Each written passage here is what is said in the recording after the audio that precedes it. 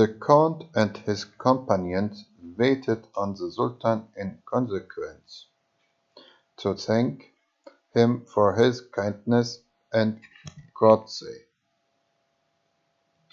On taking his leave, the Sultan addressed him by means of an interpreter as follows: John, I am well informed that in the country thou art a great lord, and son of a powerful prince. Thou art young and hast many years to look forward to, and as thou mayest blame it for the ill success of the first attempt in arms, thou mayest perchance to shake off his imputation, reign sin honor, collect a powerful army to lead against me, and offer battle. If I feared thee, I would make thee swear. And likewise the companions on the faith and honor that neither do nor they would ever bear arms against me. But no, I will not demand such an oath. On the contrary, I shall be glad that when thou art returned to thy country, it pleased thee to assemble an army and lead it hither. Thou wilt always find me prepared and ready to meet thee in the field of battle. What I now say, do you repeat to any person to whom it may please thee to repeat it, for I am ever ready for and desirous of deeds of arms, as well as to extend my conquests. These high words the Count de Nevers and his companions understood well, and never forgot them as long as they lived. Nothing indeed could surpass the arrogant confidence in the strength of his arms with which Bayezid was inspired by this victory over the chosen warriors of the Christian nations. It was his common boast that he would conquer Italy, and that his horse should eat his oats on high altar of St. Peter's. From his capital at Bursa he sent vouching messages to the princes of Asia and Egypt, announcing his victory at Nicopolis, and the messengers to each Mohammedan court took with them a chosen band of the Christians who had been taken in the battle as presents from the conqueror, as attesting witnesses of his exploits. Nor was it in words only that Bayezid showed his unceasing energy against the yet unsubdued nations of the West. His generals overran and devastated Styria and the south of Hungary, and the Sultan himself led the Turkish armies to the conquest of Greece. He marched through Thessaly.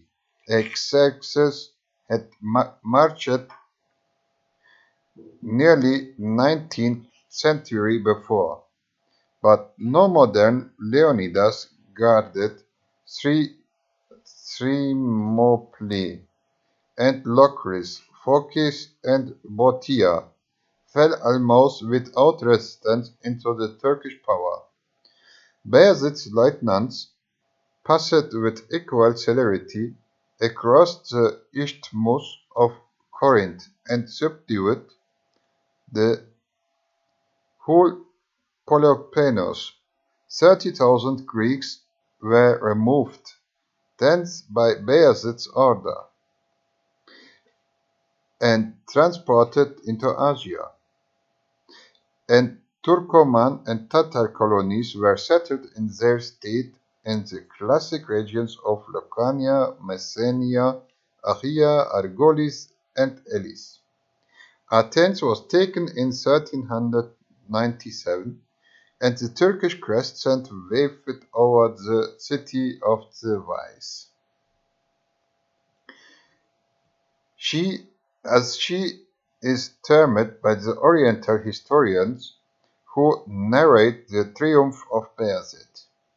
Constantinople had more than once been minced and had been pressed with actual siege by Bayezid, from which the Greek emperor obtained a temporary respite by turning one of the churches of Constantinople into a mosque by binding himself to pay the Sultan an annual tribute of 10,000 ducats.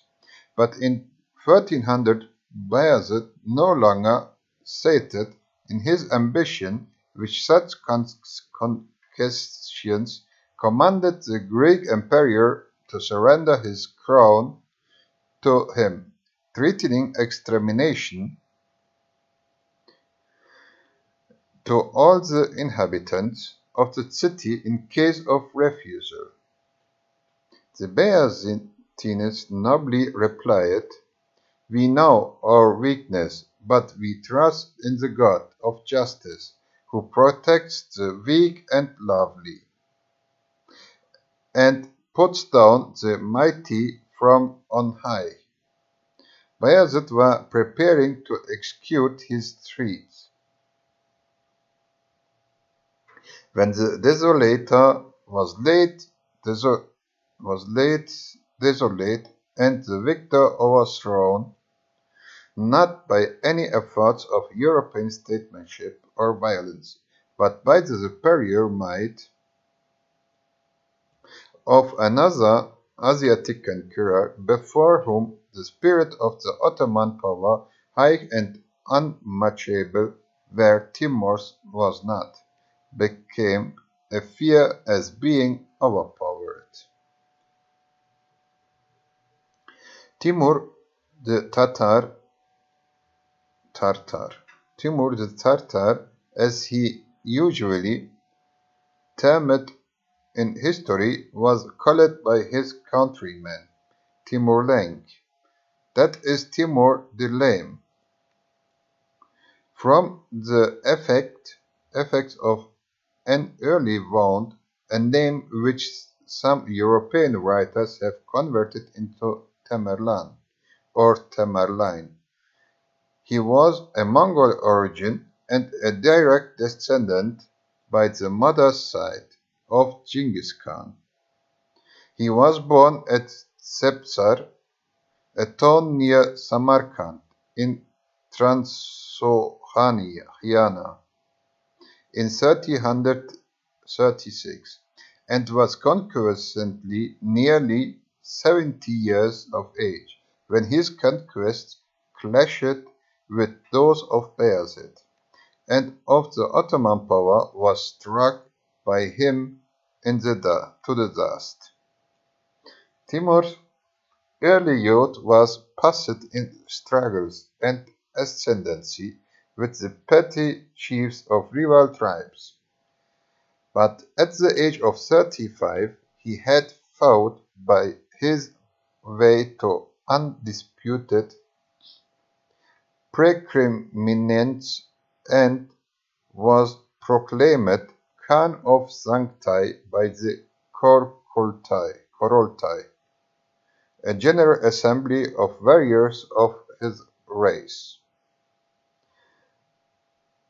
He chose Samarkand as the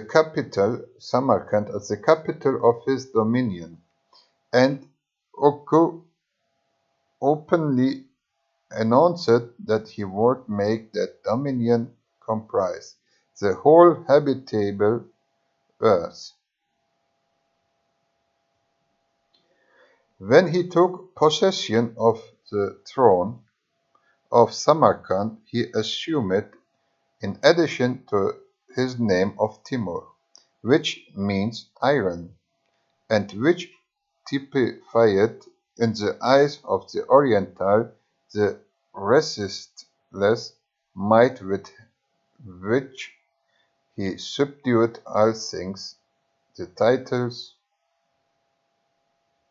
of the great wolf Gurgan, the Lord of the Age Shahed Kivan, and conqueror of the world Jaher Girai. The boastful appellations of Eastern sovereign are frequently as ridiculous as they are pompous, but those which Timur bore were emblems of fearful truth. For in the 36 years of his reign he raged over the world from the Great Wall of China to the center of Russia on the north, and the Mediterranean and the Nile were the western limits of his career, which was pressed eastward as far as the sources of Ganges. He united in his own person the sovereignties of 27 centuries, and he stood in the place of 9 several dynasties of kings. He was often heard to quote a passage of an Eastern poet, which declares that as there is but one God in heaven, so there ought to be but one Lord on earth, and that all the kingdoms of the universe could not satiate the ambition of one great sovereign. The career of Timur as a conqueror is unparalleled in history, for neither Cyrus, nor Alexander, nor Caesar, nor Attila, nor Genghis Khan, nor Charlemagne, nor Napoleon, or won by the sword so large a portion of the globe, or ruled over so many myriads of subjugated fellow creatures. Timur's triumph were owing not only to personal valor, not to high military genius, but his eminent skill as a politician and a ruler. His code of laws, which he drew up for the regulation of his army, for the administration of justice, and for the finance of his empire, shows keen observation and deep and sound reflection. The chief force of his art of government and of his foreign policy was derived from the admirable system which he established of gaining accurate and full intelligence from the reports of emissaries, who were sent by him to travel in all directions under various disguises, and especially as pilgrims or dervishes. He thus knew the strength and the weakness of his enemies in each place and at each crisis. Whatever information he obtained from his agents was by his orders carefully collected and registered, and delineated on maps which were kept ready for immediate reference. Thoughtful and provident in balancing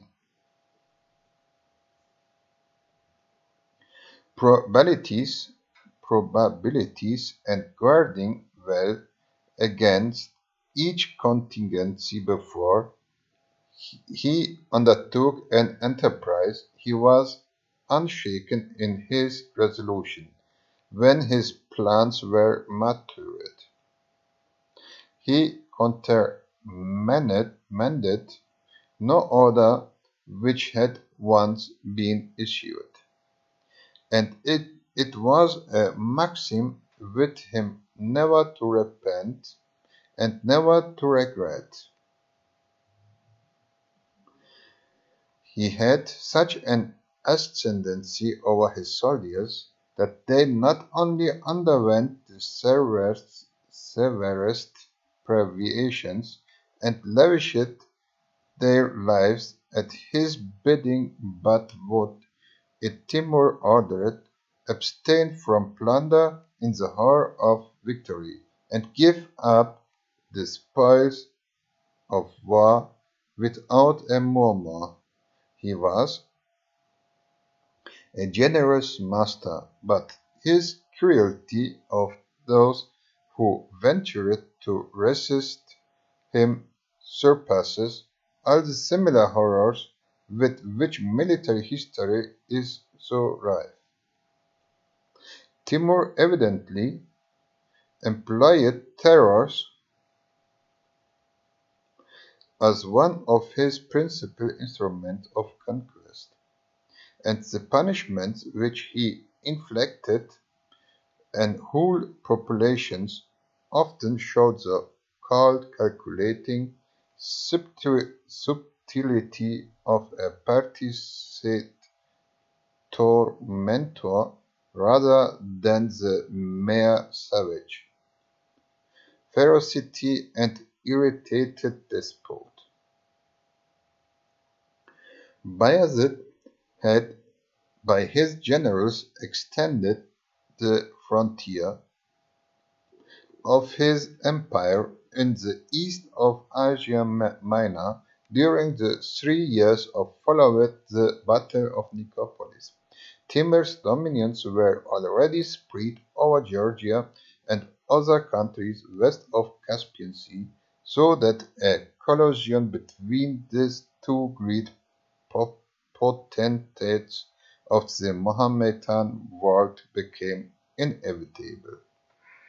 Each sheltered the princes whom the other had dethroned, and a series of angry complaints and threats followed, which soon led to open insult and actual war. The strong city of Sivas, the ancient Sebaste in Cappadocia, near the Armenian frontier, which had submitted to Bayezid, was the first place in the Ottoman dominions with which he assailed. And it was by the tidings of the fall of Sivas that Bayezid was recalled from the siege of Constantinople. Bayezid had sent Ertugrul, the bravest of his sons, with a chosen force of protect Sivas, and the strength of the fortification, the number and spirit of population, and the military skill with which they were directed had seemed to set the threats of the Tartar assailant and defiance. But Timur employed thousands of miners in digging huge cavities beneath the foundations of the city walls, taking care to prop up the walls with timber planking and piles until the excavations were complete. When this was done, the miners set fire to the tomb, and the walls sank down by their own weight. The defenders of Sivas saw their town and ramparts thus swallowed up by the earth before their eyes, and implored in despair the mercy of the conqueror. Never had Timur shown himself so merciless.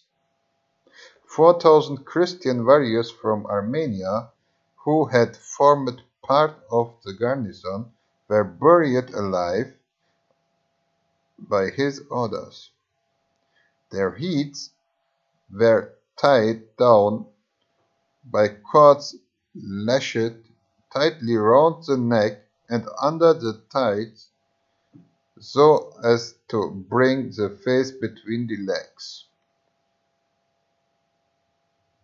Bound in this agonizing torture, they were flung into graves, which were planked over before the earth was thrown back, so as to prolong the torture of the wretched victims as long as possible. Prince Ertuğrul and the Turkish part of the garrison were put to the sword. The fall of Sivas delayed that of Constantinople. Bayezid proceeded to Asia Minor in bitterness, offered for the blow that had been struck at his empire, and the deep affliction for the loss of the best beloved of his sons. One day on his march he passed near where a shepherd was singing merrily, and he exclaimed, "Sing me this burden. Leave not Sivas to be taken, and thy son to die forsaken."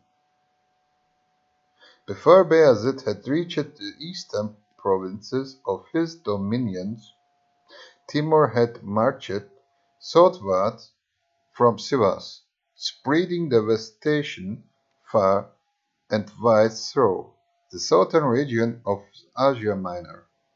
An insult from the Sultan of Egypt had drawn the wrath of the Tartar conqueror in a certain direction, and Syria experienced for 2 years the terror and the cruelty of his arms.